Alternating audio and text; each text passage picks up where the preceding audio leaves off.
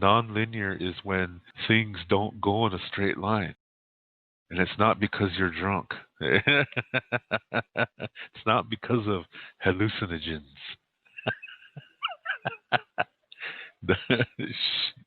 No, it's I mean time. It's talking about time. When you're talking about time in nonlinear, it does not go in one direction. See, linear is when you think that time only goes forward, and that the further you are, the better you are. So when you look at people behind you, the tendency is to think, I'm better than them. You see?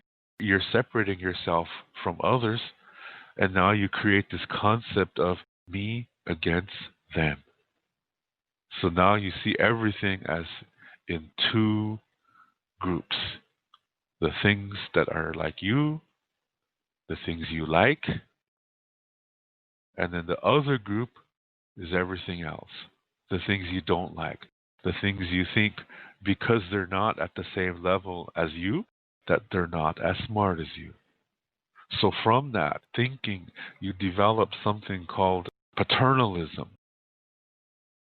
Paternal meaning fatherly, that you think that you're above others, that you know what's right for others. If they just do what you say, everything will be good. See? That's paternalism. Then that expands out to your race. You think that because of whatever race you are, you think that your race is the best race. That everything else is stupid. It's racism. Yeah? So racism comes from that. Then you start thinking your culture, and you say, okay, my culture is beautiful, and anything else is not. So you start judging other cultures.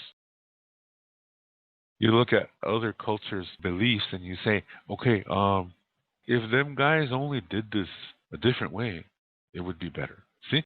Now you're judging other cultures by your culture standards. That's ethnocentrism.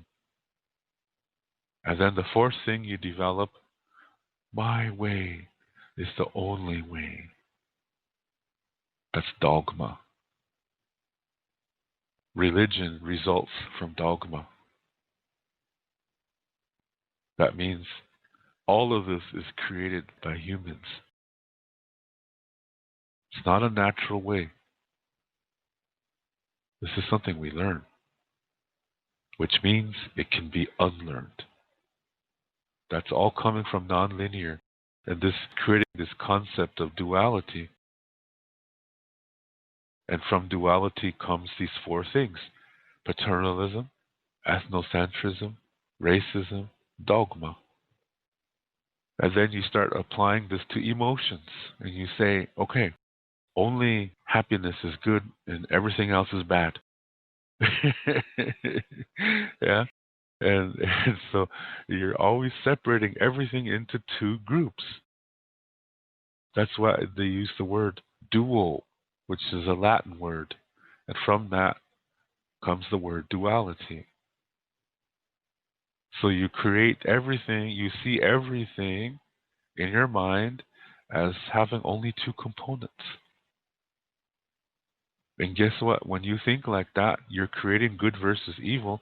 But when you're thinking like that, you're not developed, because the universe says there is always going to be at least three components to anything and any situation. In most cases, there's four. But it's always, always, always going to be at least three. There's one thing that I like to say. It's like, look at the day. If you're a dualistic person, you accept only night and day. So you consider dusk and dawn as what? What is that then? How do you perceive that? If you only believe in night and day, then what if that really happened? What if all of a sudden Okay, daytime is over, so now it's going to be nighttime. So the Earth shifts really fast. So it's night. So, ching, now it's nighttime. Totally dark. Does that happen? No, it doesn't. Shit, if it did, we'd end up in a different part of the world every what? every few hours we end up in a different part of the world if the Earth moved that fast. It's not a good time to be sitting on the throne, yeah?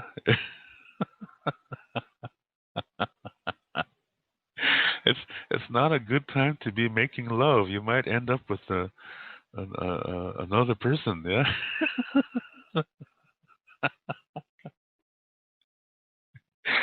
So it doesn't work. No, it gradually moves to night and from night to day. Where those 2 points connect are sacred points. But it's 4 components. Yeah? Daytime, dusk, nighttime, dawn. It's 4. It's not 2. You see what I mean? Nature's showing this to us. And then look at your body, your lungs. See, a dualistic person is going to say things like, oh, it's better to give than to receive. Look at their creation, their Bible. They say that. It's better to give than to receive. The Lakota belief says, no, we do both. It's necessary to do both. Sometimes we need help. At some point in our lives, all of us are going to need help. And it's important to ask for it. Your lungs teach you that. Every breath. If all you think is it's better to give, then that's exhaling all the time. Or it's exhaling long time, and inhaling would be to receive or to ask for help. So that would mean you would exhale really long time and inhale short time. Try that. Try that. Let's see if that works. Let's see how long it takes for you to lose consciousness. Because it doesn't work. You exhale as much as you inhale. That means sometimes in our lives we have to ask for help, and there's nothing wrong with that.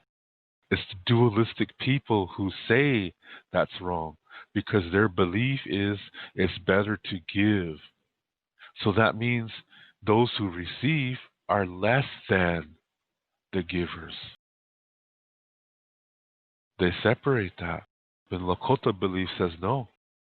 Sometimes in our lives we need help and we have to ask. Sometimes we give help. We do both. Sometimes we give, sometimes we receive, and sometimes we ask.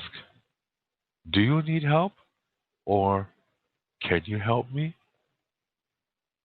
You see what I mean? Look at that. In that situation, again, 4 components. Giving, receiving,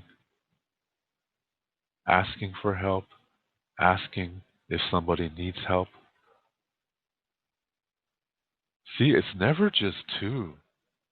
It's always going to be at least 3. And it's not about which one is better.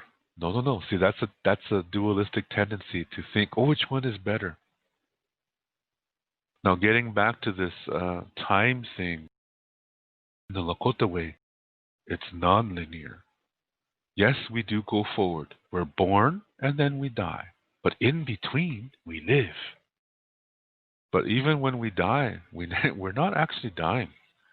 We're being born in a different existence. So it's always birth. That's why the circle is sacred to us. It never ends. There's no death. It's always a birth. It's always a birth. So there's never an end. It's always a birth. Okay, now getting to this time thing. In the nonlinear way, In the Lakota ancient belief, yes, some things go one direction, but while you're in that direction, you can also be in other places. You can look at your past and come to peace with the difficult part. As you come to peace with the difficult part of your past, you remember more of the nice things from your past, and that's medicine. That's healing power. And then you can look at it again and learn something new. Because as you're living a healthy life, as you're going forward living a healthy life, you comprehend more of reality.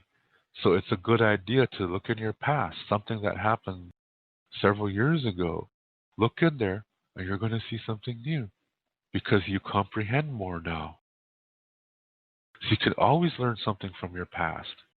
Then you bring that information to the present moment and continue. You can use that to help you and other people. That's how you bless other people. That's how you're a blessing.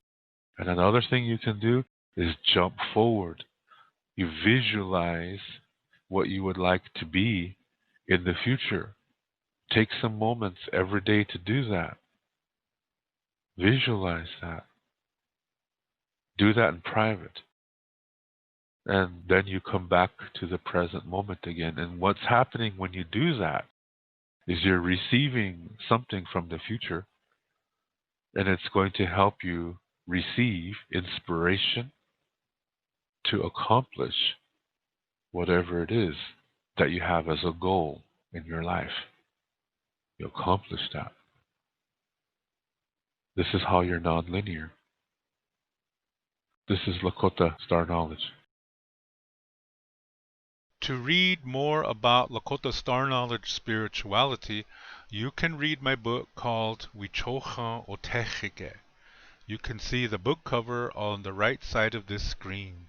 This book contains the information to what I talk about on my Lakota spirituality videos.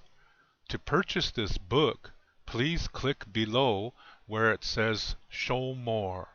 Clicking on that link will open up the description below, and there you will see a link called To Purchase My Books. As you will see, it's an eBay link. Click on that eBay link, and there you will see the information to get this book. Lila Pilamayelo. Thank you very much.